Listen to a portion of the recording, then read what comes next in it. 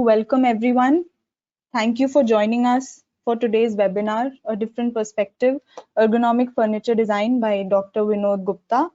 My name is Marina and I am the moderator for today's session. Just want to do a little housekeeping before we get started. If you have any questions during the presentation, please type them into the question box in your GoToWebinar control panel, the little box you see on your screen. I'll bring them up during the Q&A session after the presentation.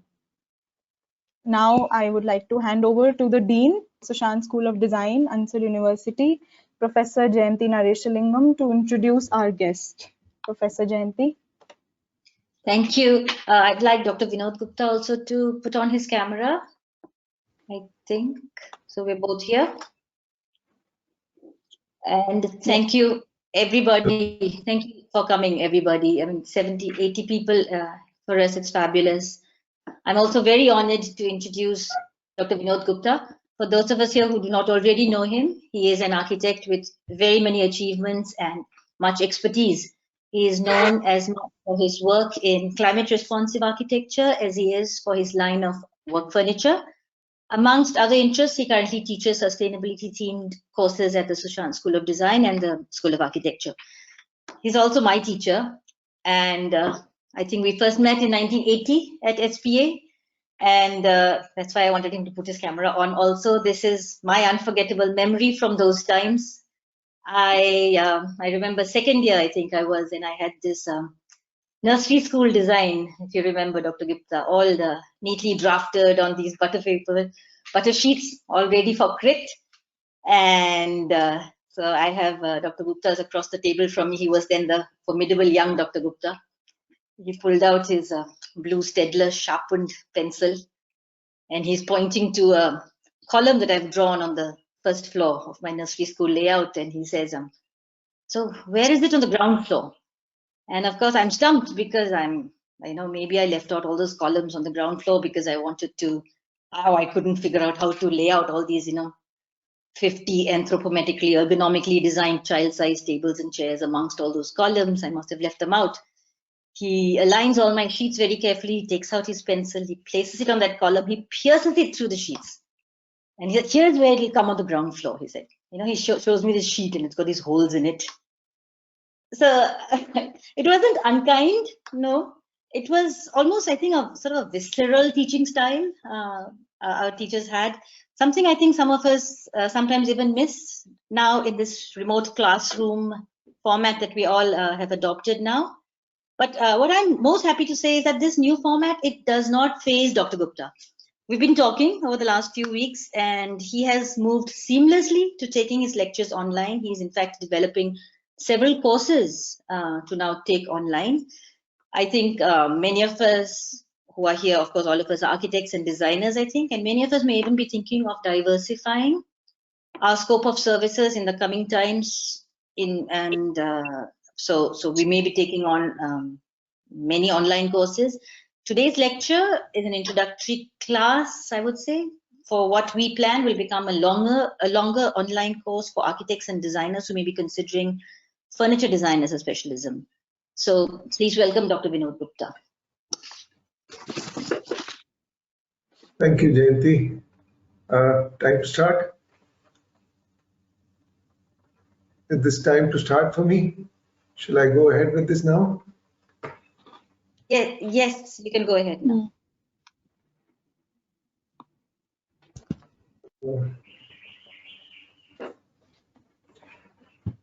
Okay, thank you, Sushant School and Jayanti, for getting me here. Audience view, what is it?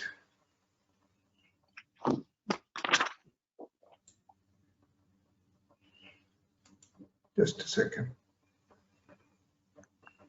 Thank you for getting me here. This is I think I'll go straight away to the presentation and not show my face so much here. Okay, so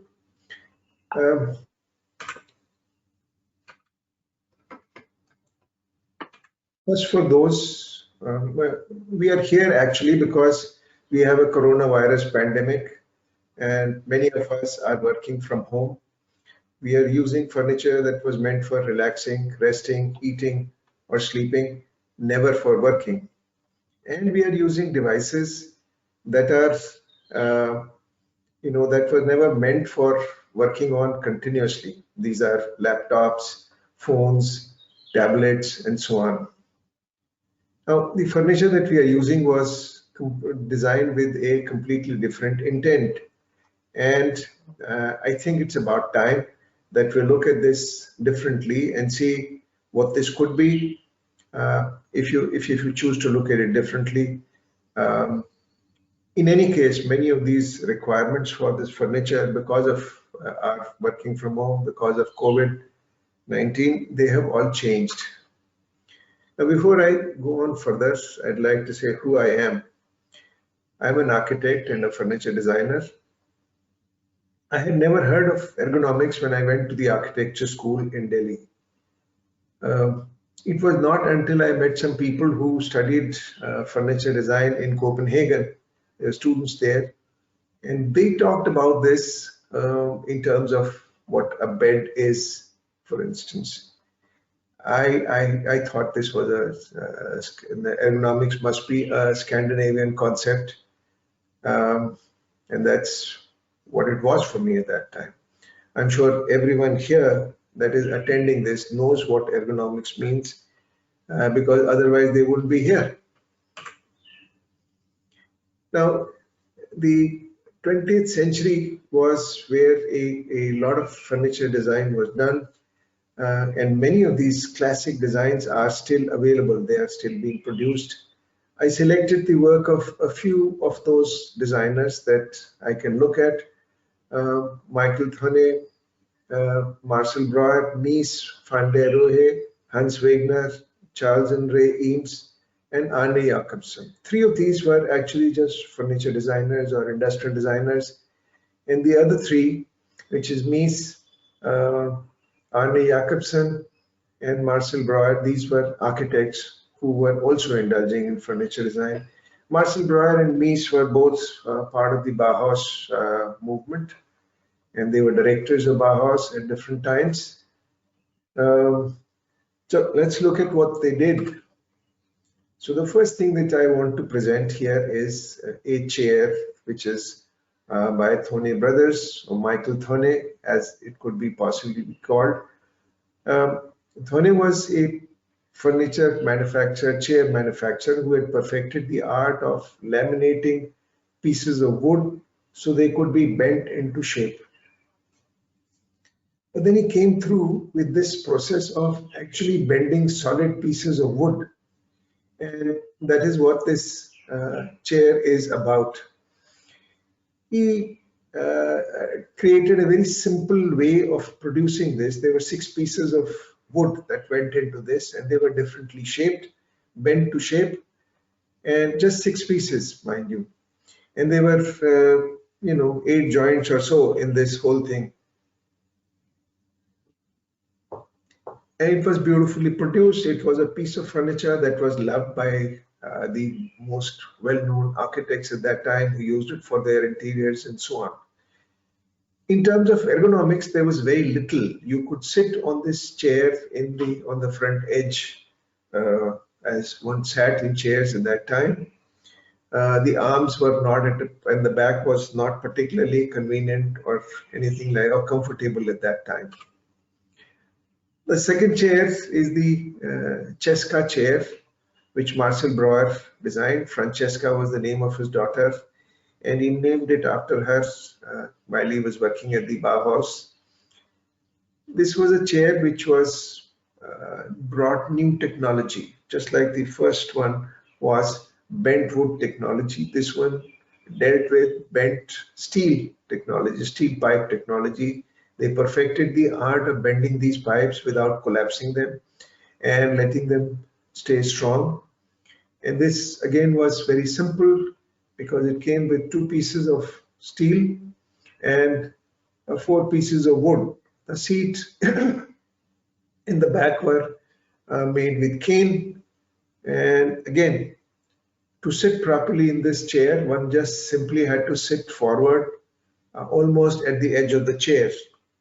And there was not much about, what it would do to your body and so on. If you sat in this at the front edge, you would be sitting in a very good ergonomic posture. And then came this chair, which turned all these design ideas that people had about chairs on their head. And this was designed by Mies. He also perfected the art of bending steel sections to perfection and welding them together so they look very beautiful. He had to invent new ways of supporting this foam seat. But if you will see that the back of this seat is curved in a funny way, because today's seats are curved so that we have lumbar support, whereas actually it was to make people sit in a very poor posture, with their back in what the ergonomists would call kyphosis position. And if you sat in this chair once, it was really very difficult to get up from this. But it's a beautiful piece of furniture and it still sells. It is still being produced by many people in the world today, because Mies doesn't have the design copyright for this anymore. It's too old to be like that. At the same time, there were Danish furniture designers, and the most prolific chair designer was Hans Wegner, who worked in Copenhagen, and he also designed this piece of furniture, many chairs, and this particular chair was done with very few pieces. Again, he perfected the art of making mortise and tenon joints. So there was a seat, there was a back and handrest together, and there were 4 legs, that's it. And there were 8 joints which had to be mortise and tenon joints, by which this whole piece was held together. It's a beautiful piece of furniture. One of the good things about these furniture pieces was they use cane as a seat. There is also a leather version of this chair which didn't have cane, and perhaps that would be more appropriate for the colder climates. For warmer climates, this ventilated chair was something which was good. And Wegner could, take teak wood, for instance, bend it into shape and make these perfect finger joints, which enabled the grain of the back transform into arms, which were finger jointed together.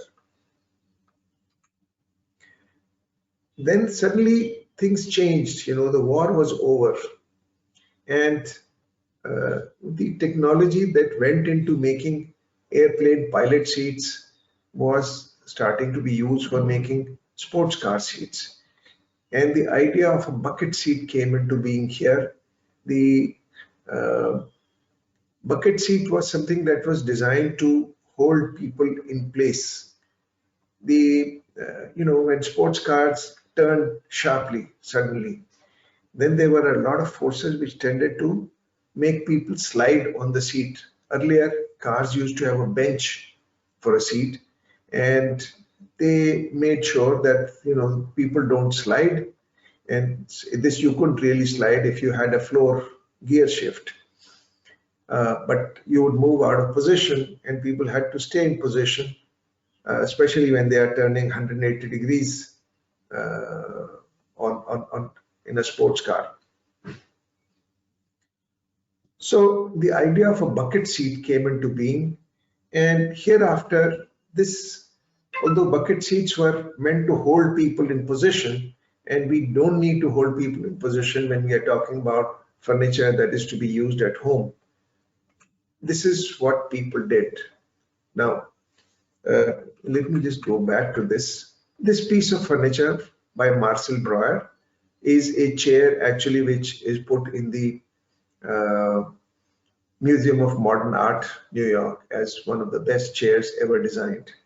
But this is also the chair that Godrej produced after the design was free for anybody to copy, and Godrej went on to produce these by the thousands or hundreds of thousands of these chairs. And this is in fact one of the most popular chairs that we could have seen in India. I am not sure if it is still produced, but it probably is. And Charles and Ray Eames are people who are well known in India. They helped found the National Institute of Design at Ahmedabad. And the idea of transforming a chair, which was, basically a place to sit, into something that is to support the human body. Now here, please remember that one was not dealing with G forces as they are in a pilot seat, or with some sliding motion, which is for a sports car. But here, Charles Eames designed this for a very restful position for watching TV, the lounge chair. It's a famous piece of furniture. Again, he perfected the art of bending plywood, which was actually available to many people, of combining this very simply with the steel frame, the steel base at the bottom, and by providing armrest, backrest, headrest, everything rest, and thigh rest in front of you. So instead of being an autonomous person, a human being, instead of being autonomous in the sense that the person supports himself or herself, the moment you sit in this chair, it takes care of supporting everything that you have. You no longer have to do anything to support yourself. And the egg chair, which is a little later perhaps, or about the same time, by Arne Jacobsen. Arne Jacobsen was an architect who was designing the Swiss, sorry, not the Swiss, but the SAS Royal Hotel in Copenhagen. And not just designing the furniture, he did the interiors, and he designed everything that went into this: the furniture, the crockery, cutlery, the uniforms that were worn by the waiters and waitresses and other staff in the hotel, just about everything. Ashtrays also, if you like, crockery, cutlery, faucets, everything was designed by him. And this was the chair, the egg chair, which was in the lounge of the Royal Hotel in Copenhagen. Again, this had nothing to do with ergonomics. The curves are completely wrong for somebody to sit comfortably in this. It makes you bend down, or to do this. But anyway, it was beautiful, and it is still sold as a very important piece of furniture. Now, what is ergonomics? I've used this word already several times, but ergonomics is an industrial concept. Industrial concept that means if you were to match the task and the equipment that is to be used by the worker, then if you match this, you have the possibility of improved productivity. Now, this is an important industrial concept, and most ergonomists don't work with furniture. This is something which is really down in the list of priorities that ergonomists have. They would rather work with industrial production and try and improve that by making sure the processes are proper. So the concept of something that helps the individual is not there. It is to actually improve productivity. And it is not the individual's productivity, it is the industrial productivity that is to be improved. So ergonomics is not about furniture. It's, if I ask an ergonomist, what is it that one needs to do in order to look at this, they say we have to deal with environment, people, and equipment. Environment includes the visual, thermal, air quality, acoustic, and work environment. And the people they come in different sizes, cultural backgrounds, preferences, all those need to be taken into account. And the equipment, finally, in our case, it would be furniture and the devices that one is using and what they make us do, and so on. Today's user interface that we have for our devices would also be part of this ergonomic setup. Now, some important things that happened by ergonomists. One was in 1960, Dr. J. Keegan, he was a physician.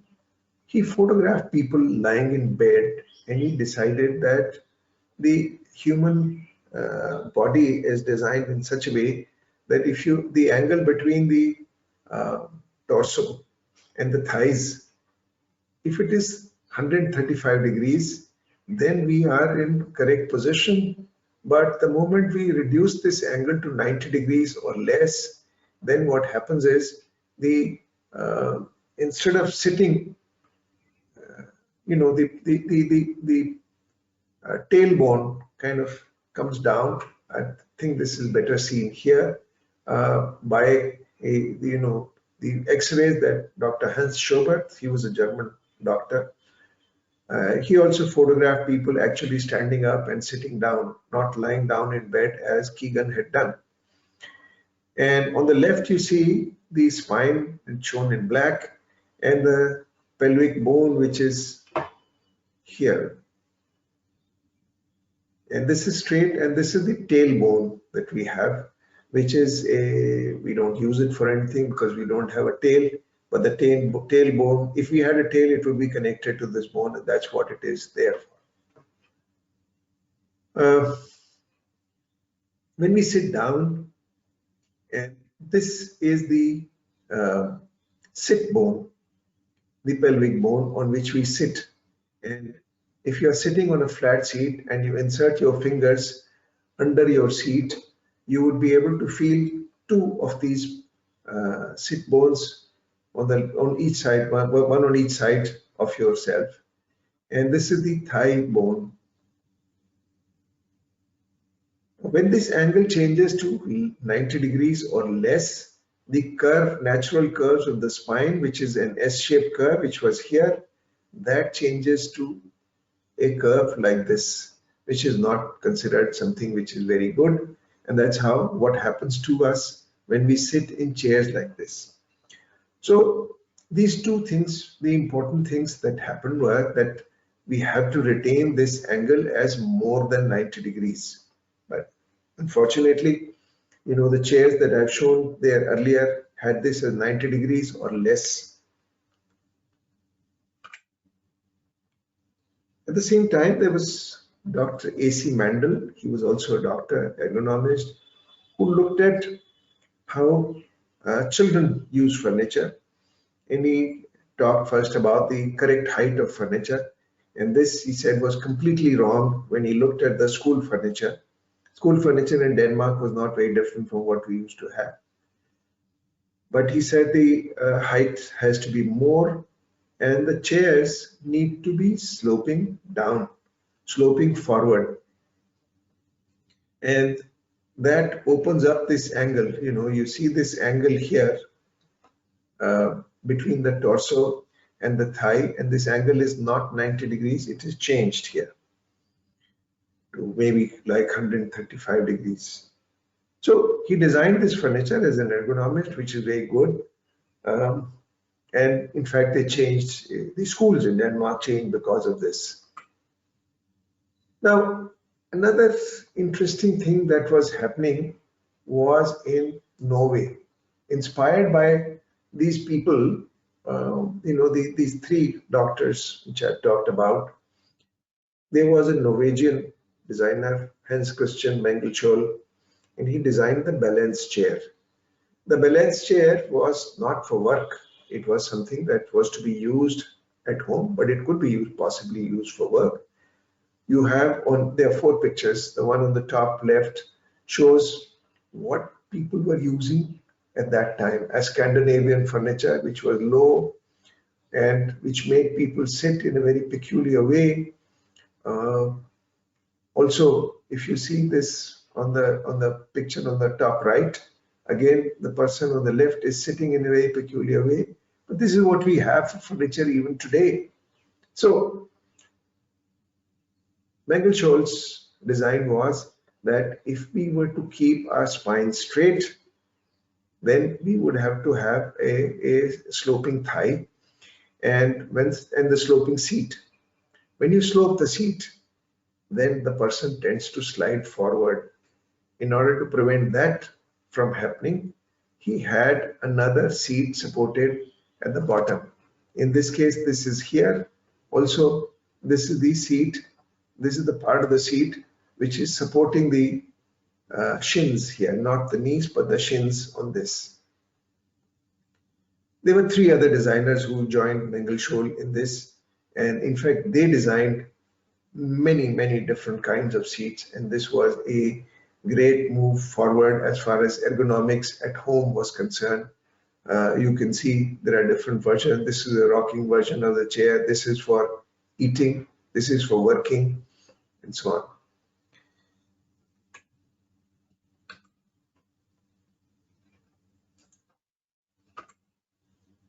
So, as it happens in many different specialized design fields, first people talk about, I'm talking about people outside that specialized thing. I've seen this happening with green buildings, and I see this, it happened to ergonomics as well. First, people talked about training and capacity building. And when I say people, I'm talking about the manufacturers and others who are stakeholders in this business of furniture. So they talked about capacity building. Then once this is done, they talk about mainstreaming.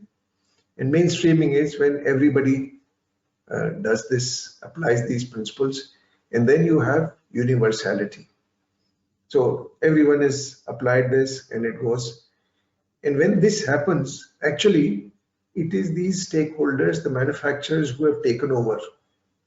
They have defined the standards and they have defined the way you can comply with these standards.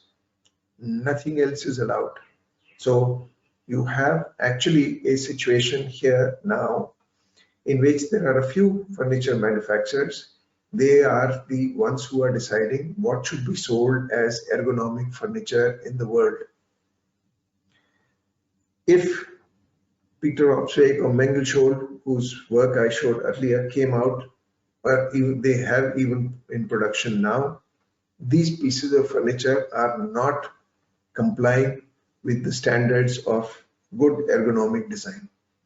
They are good ergonomic design, but they will not comply with the standards as they are defined. What is defining this, and I'm sure you are all familiar with this, is this Aeron chair, which came out in 1992. And like the seat that Charles Eames had designed and Ray Eames had designed, this one has also got a contoured base. Instead of being flat, this has the seat which is sloping backwards, forwards, and curved, in a hyperbolic paraboloidal way. It has arms that move out, that can be adjusted in height. The angle of the seat can be adjusted. The height of the seat can be adjusted. The seat and the back, the distance between them can be adjusted. And finally, you have what is called the lumbar support, which is at the back of the seat. And that can also be adjusted in height, stiffness, and so on. And of course, this whole seat tilts, so you can decide how you want to sit. It's the most successful office chair ever sold. They say this is the most comfortable office chair, and I have no doubt to say, I have no reason to say this is not comfortable chair. But look at this office on the right, where every one of the chairs in this office, this is in Noida, every one of the chairs is this Aeron chair that's there. And do you see the person sitting properly in any way? No. This is what is most interesting, that it is a chair in which you can do very bad things actually, and there's no way that it forces you to sit properly. This is in a way very similar to what Eames had done in his chair. You can compare these two. They are contoured in the same way, and so on. Now, this was about comfort. Charles Eames chairs is also about comfort. And I believe that as an ergonomic furniture designer, I don't have to deal with comfort, I have to deal with well-being. Now, what is well-being and what is comfort? Comfort is like the taste of food. You enjoy this, you like to have tasty food, but all food is which is good for you, which has good nutrition and goodness in it, is not always tasty.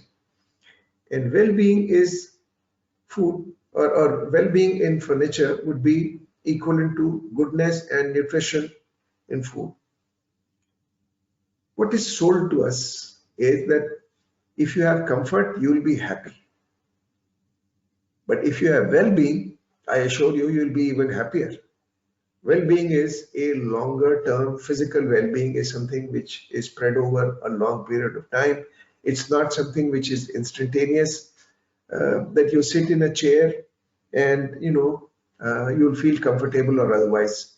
In fact, most ergonomic research is done on the basis of how comfortable you are. I disagree entirely, because my work has been on longer term furniture, the effects of long-term use of furniture on people. There are hardly any studies that do this. They would have something which is to be used for a week or a month or so, and then the results are compiled.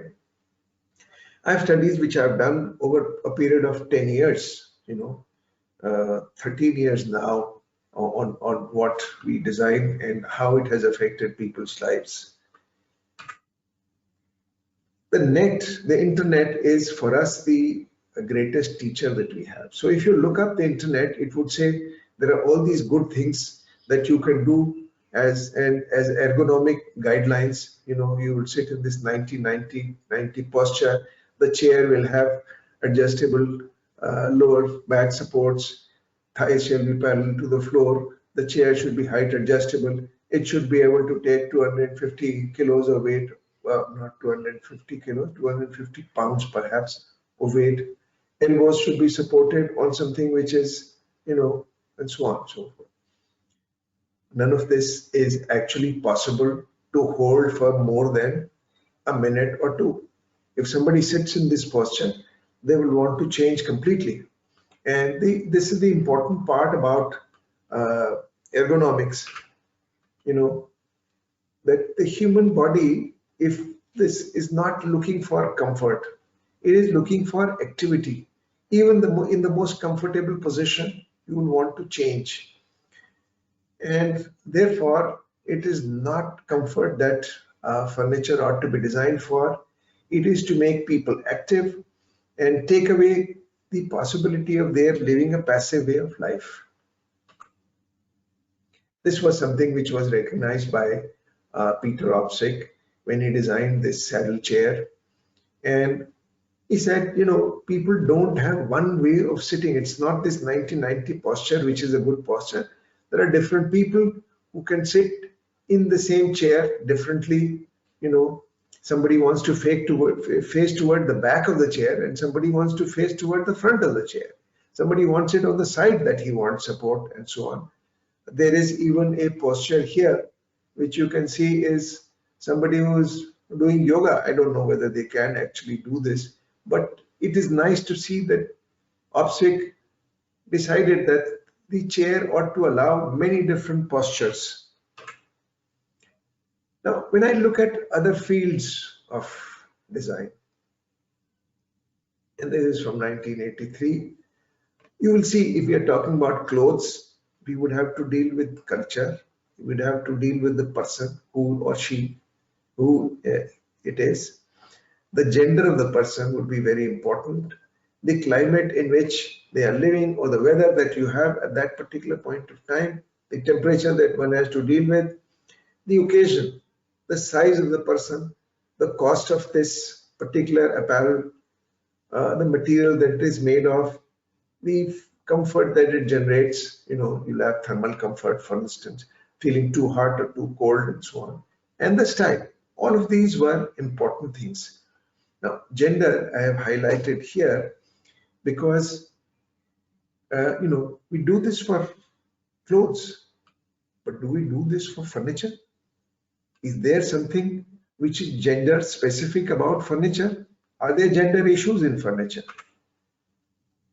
You will see that this is not always so. In today's world, that was 1993, I think, and 1983, and this is 2013, 40 years, 30 years later. Everybody wears the same clothes. The gender doesn't really matter. Nothing matters here. Everybody's got the same thing. There are 3 persons with very different cultures. One is Japanese, the other is German, and third is Russian. They come from different backgrounds, but they are all wearing the same clothes. Male, female, it doesn't really matter. Now, I come to, this was the European scene. Now, I come back to India and some of the things that I have been involved with. I designed the CMC building in Bombay in 1990. It was completed and commissioned in 1992. And one of the things that happened, we did the building and the interiors, was that the client decided to get a Swedish furniture designer to design the furniture. Now, in those days, you did not have any of the imported furniture available in India. And there was hardly anybody who was making these panel-based systems for modular furniture in India. I don't think this existed at that time. Chairs were also kind of basic chairs which were available, mostly made by Godrej and so on, nothing special. So Carl Christiansen went to work on this, and he designed this as a modular piece of furniture. He made sure that the workmanship was the best. It was made by carpenters in India. The materiality was very important. The material used for all of this framing was not steel, but it was wood, rubber wood, which was recycled. It was in fact the first piece of furniture, first large set of furniture that was made out of rubber wood. It was very nice to look at. The manufacturing possibilities were looked at, and he made sure that this piece was done with materials. There were details in this which could not be copied easily. And I learned at that time what furniture design was about, because Carl used to deal with many manufacturers in Denmark and in Sweden, and he had ranges of furniture design that he had done that were available. This furniture was not very user-centric though. User-centric is because the furniture designers work for manufacturers, not for the users themselves. So in all said and done, it actually didn't have sufficient space for using the large computer monitors and computers that we had available at that time. It just didn't have the right amount of space in this. It was also furniture which was almost impossible to move. Once you put it in place, you could never ever think of changing anything in this. But it gave a sense of privacy. Also, I think it didn't deal with the gender issues that were there. The chairs, I will go over those again. In India, we have not always been sitting in chairs. In fact, we have been sitting without chairs. We have the Malasana posture in which our craftsmen work, in which people simply sit down to rest when there is no furniture available at all. They are comfortable. They can sit like this for hours.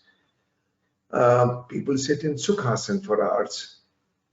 When I see, all the Swamis, Buddhas, and Swami Vivekananda and so on. These pictures you see there all with straight backs and so on. I often used to think that it is this particular posture that gives you a straight back when people sit in this, but this is actually not true. You can sit badly in Sukhasana, in the spine curved in the wrong direction, just as you can in any of the chairs that you have.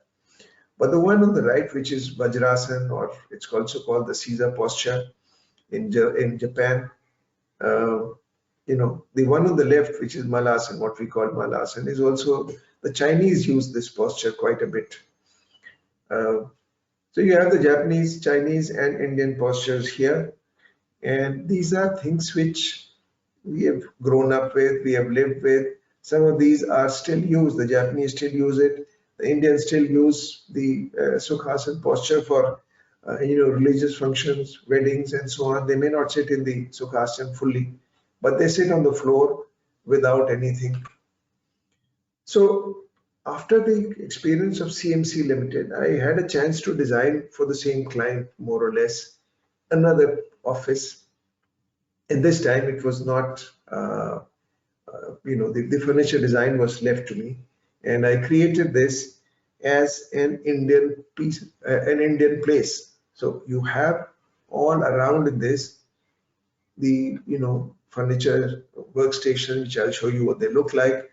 But in the middle of this was some place where you could actually sit in Sukhasana, Malasana, or Seiza posture, hold a meeting, work there on a laptop, and do whatever you like. So this was an Indianized version of an office that was done in 1995. The furniture itself was ergonomically designed, so the monitors were lifted up to eye level, the tables were reduced in height, and so on. The desktops, computers were put in place, and there was task lighting provided for each one. And there was a personal fan that was given for each person so that they could be more comfortable. On the right, of course, was this place where people are sitting on the floor, so on. A little later, I had to design some more furniture for myself, and in this case, we were architects, and we had to design. The architects used in India the sit-stand workstation, which is in fashion today, but it was something that we were using constantly when we were making drawings by hand. So we would sit on a stool. There were no chairs. We would sit on a stool and work for a while, and then we could stand and work in other parts of the drawing and so on. But we gave it up when we started using computers. So when I designed this furniture, I made sure that we have a piece of furniture which allows us to sit and also be able to stand and work. And this was achieved by raising the height of the table and making sure it is not very good for standing. The chairs were also higher and so on. One of the problems that, I have a muse, somebody who inspired me to design this piece of furniture that I showed earlier. And that was a young lady who was short, but who was also, who told me that when she used to wear pants like everybody else to the office. But when there was a formal meeting and she had to make a presentation, she was required to wear a sari to work. And she said this, I have to sit in this chair with wheels and the sari gets in the way, and I have lost many saris because of this. And these are expensive saris which one is wearing to a formal meeting. So this chair doesn't make sense. So I designed this chair which you see here on the left, which was without wheels. It has skids on it and a seat that swiveled a little bit. The height of the seat could be adjusted. So, but the way the person sits on this, it made it possible for a shorter person also to be able to support oneself on this seat. Of course, the height had to be reduced, and this seat allowed that. The table also folded down, and in this case, the person on the left is using the folded down version. She was also a short person, so on. These seats were replaced later in the same office by other saddle seats, and these saddle seats were things in which the seat was completely flat. And I suddenly found that with these flat seats, the young girls in the office, they all started sitting in Sukhasana on this seat. And this is what they liked. So here was something which became an Indian chair, which allowed one to sit in this 135-degree posture on a saddle seat or sit in this Sukhasana posture. This is not my design. It's called the soul chair, which is also meant to do the same. The Malasana posture, it has two levels in it. And on the right, one is sitting in Sukhasana, and on the left, one is sitting in Malasana posture. Finally, a piece of furniture that I designed, which actually allows one to sit on the floor and use it. You need to be able to adjust the laptop and the keyboard heights, shelves to the level that you want. And that's the one on the left, bottom left. You can put this in a sitting posture at a normal table and still be able to use the laptop and the keyboard separately, which is the correct ergonomic thing to do. And on the same table with this, without moving this, you can move, you can stand up and adjust the height in one go. And this allows you, this particular piece of furniture allows you to sit, stand, alternate between these two while you have placed it on the table, or use it on the floor sitting position, which is what many Indians would like to do. We had all our offices, the Munims, they used to sit on the floor and work like that. But sitting on the floor is not a very active posture. This sit stand, which you have in the second and third picture here, diagram here, they are actually the more active postures. And before I go, I have to talk about this Corona seat. There are many people who have problems today working from home. And one of the things that people are doing is they sit at the dining table, and the dining chair are normally sloping backwards. Maybe there are some that are flat, but my experience is that they slope backwards. The table is too high for putting a laptop on, and one tends to sit badly on this.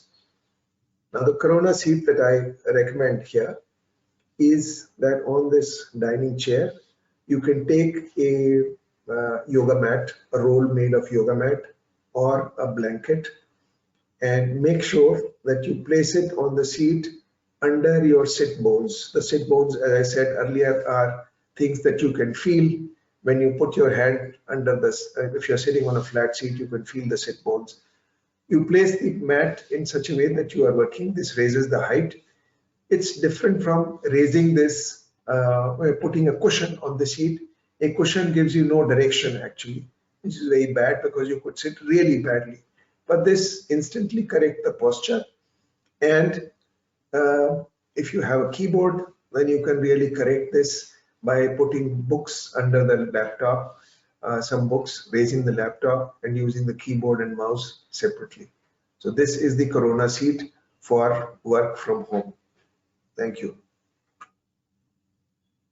If you have Marina, I am, and if you have. Thank you. Thank you, Dr. Gupta, for sharing your insight and expertise on the subject. It was very informative, elaborate. I think now we can go ahead and take some time for questions. So just want to give everyone a reminder, please be sure to type your questions into the question box on your control panel.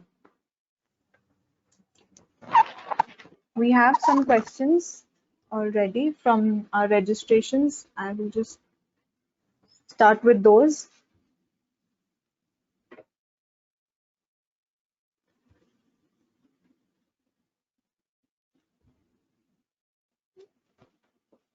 Dr. Vinod, Saifi Rizvi asks, how can I manage my daily office work routine while doing work from home?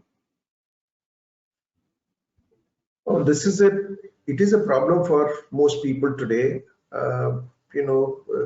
Working from home requires you to get into the mood for working. When I talk to my students, and these are graduate students of design at the Sushant school who are all working from home, they all have huge problems in working from home because you don't have the right equipment, you don't have the right atmosphere, and so on. And there are many other responsibilities. So I wrote a little piece about this. And if you go to the Facebook page that I have on Opus Indigo Designs, you would be able to see this. There is actually a little video which is available on how one can be productive while working from home. It deals with all these issues that one would have to deal with now.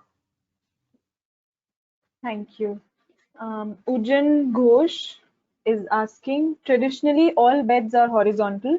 Do you think a bed surface or form should be also designed ergonomically with slopes or bends?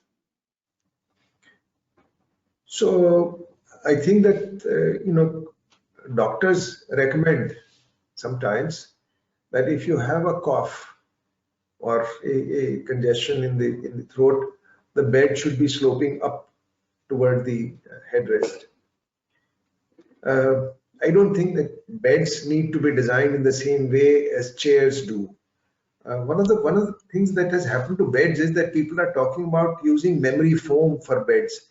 They also talk about using memory foam for chair seats and so on. Now, memory foam is a horrible material because it's like floating in water.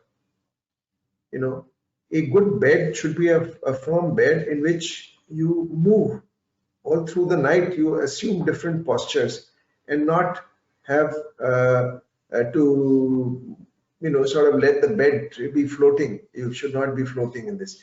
There are many chairs which are gravity chairs. I think Opsvik has also designed one of these where you're not supposed to do anything. You're just supposed to be floating around.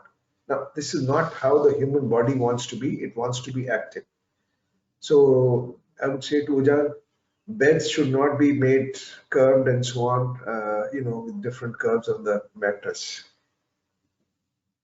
Thank you, Dr. Gupta. Mr. Kunal asks, are there any roots of ergonomics in the Vedas? Of course, the work environment and lifestyles today are totally different. I work with an organization that is rewriting the Charak Samhita. Charak Samhita is the Veda that deals with how one should live in order to be living well and without medicine and so on. So Ayurveda, in fact, deals with this aspect of well-being. And this well-being is not in terms of the absence of disease. Good health is not just the absence of disease. It is to do with, many other factors. And the one good thing which ergonomics and Ayurveda would have in common is that both are saying you must sit properly, you must work properly, and you must eat properly, rest properly. This is what Ayurveda says. In order that you would not need to be sick. Now, many times I have come to this this situation where I would show an ergonomist, or not ergonomist, I should say, a physician or a physiotherapist, and ask what kind of a chair should this be? Are any of these chairs which I have useful for people? They say, your chair doesn't have a back. It doesn't have armrests. This is terrible. You require good back support. And I think this happens because doctors tend to deal with only sick patients. So I have no doubt, just as a sick patient requires medicine, a sick patient also requires to have to have a back support, hand support, whatever other supports are really needed. But a well-to-do person, if he or she sits properly, then they don't require any of these things. And good ergonomics is like Ayurveda. We have to do without the doctor, without the medicine, just deal with life as it comes, and it should be comfortable and not comfortable, but lead to good health and well-being. Right. Mr. Manish Jain asks, what are the significant functional aspects that can make the furniture more adapt to non-AC spaces in the Indian context? There were some of these chairs which were shown with, in fact, most of these chairs are now coming with mesh of some kind or the other. But I think oftentimes the issue of, what is comfortable or for the Indian environment is also based upon how long you sit there or how long you sit in that chair. If sitting there for long, then you would think about, how good it has to be for non-air conditioned spaces and so on.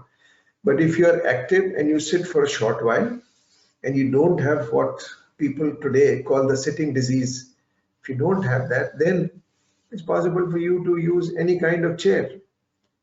So one has to just learn to sit properly and sit for short durations only. Okay.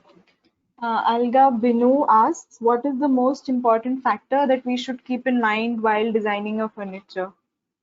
I guess you would have to take the course to get that answer.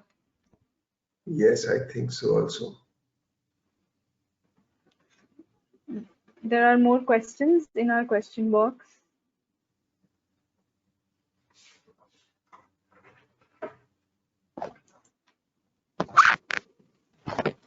Mr. Prashant asks, you mentioned about gender and culture, roles of both which are changing across the world. How does one design keeping in mind that most times we do not know who the end user is? Even if we manage to do this, how do we address this ever-changing scenario? Can you please repeat that? I missed some part of it. Sure. It says, you mentioned about gender and culture.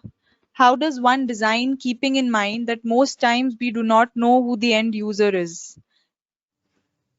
So there is something called universal design. And universal design, it deals with something which is good for everyone to have. When you design for the worst possible set of conditions that one could encounter and treat that as good practice, but you will have universal design in that case. In that case, you don't have to worry about this. So let me go back to, you say you don't know what is the gender of the person who's using the chair. Now, the gender of the person comes into play if that person is wearing a sari. If you're wearing pants and you sit in a chair with skids, it doesn't matter. You can still do it.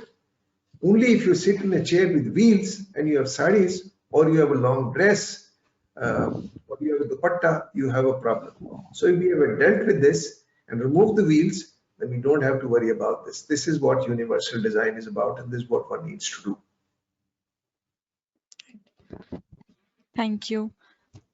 Mr. Devendra Rawat asks, whenever we speak about furniture design, we talk about what's there in the West. Do we not have enough research or study on furniture design in our country? What are the famous furniture designs from our country? We actually don't have very much furniture that came from this country.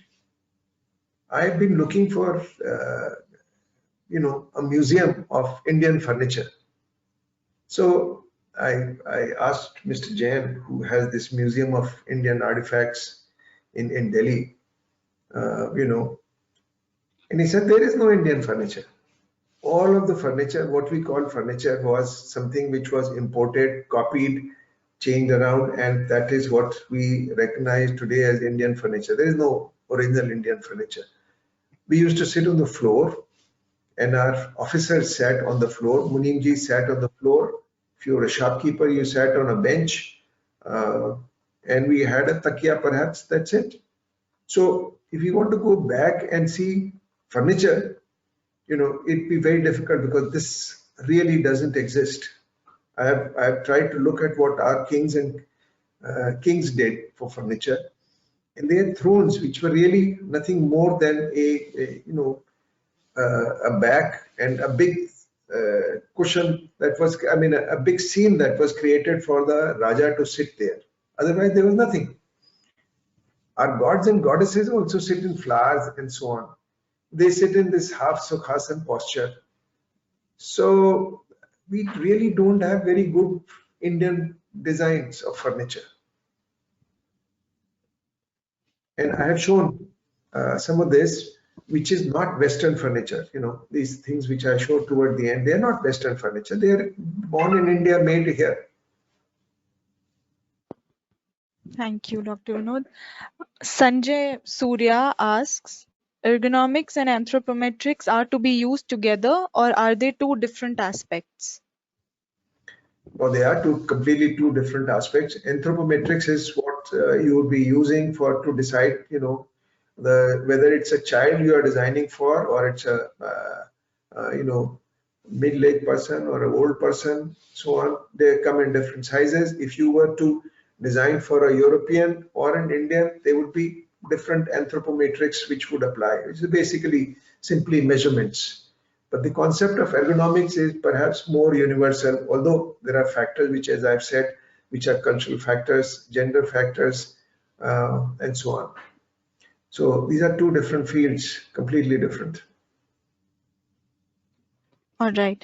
Mr. Prashant has another question. Do you have any insights or research between, say, an Eastern posture or seating and a Western European way of posture or seating? Do you have any specific readings for it? I think I have dealt with this in my presentation here. The Indian way of sitting and the Western way of sitting. The Western way is now the dominant way, actually. Since the furniture comes to us from the West, the way of working in an office comes to us from the West. So also we have adopted the form of clothes, form of working, and so on from the West. Now, this is something which is not very Indian. Go ahead, Marina. Okay. Ms. Kanika asks, if we sit on a bed with a working table for using laptops with a pillow on back, there are possible chances of back pains. Could we use the same corona posture to avoid it?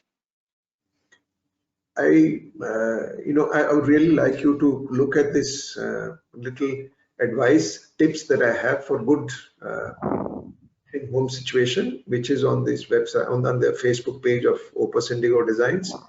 And you'll find that it says specifically, please don't use a bed for working from. And bed or a sofa. These are both very bad places. You will have back pains for sure if you work from the bed or the sofa. Okay. Mr. Prakhar Verma says, really like the Corona chair concept. And Thank you. think with that, looks like we've covered all of our questions. Dr. Gupta, is there anything else you wanted to cover before a wrap up? Not really. I think that maybe you can talk about the course that we will have. So those people who are actually interested in dealing with this subject a lot more should join that course, which would come later. Sure, sir. Can we have some details on the course which could be shared with all our participants? Later. I can't do it just now, but later we would have this. Sure. So great. On behalf of Sushant School of Design, Ansal University, I would like to thank you again, Dr. Gupta, for doing this. Thank you, everyone. We appreciate you being here. And if you missed anything, we'll be sending around the recording of this session as soon as it's available to us. One question I have, Marina. Sure. You have a feedback form for this somewhere? No, but I can circulate one once the session is over. It would be nice to know whether, you know, this is of any use. I worry about that all the time. Sure. I will circulate one once the session is over. I have all the email IDs of the participants and I can do that. Okay. So we log off here. Goodbye, Yes. everyone. Goodbye. Thank you, everyone, for joining us.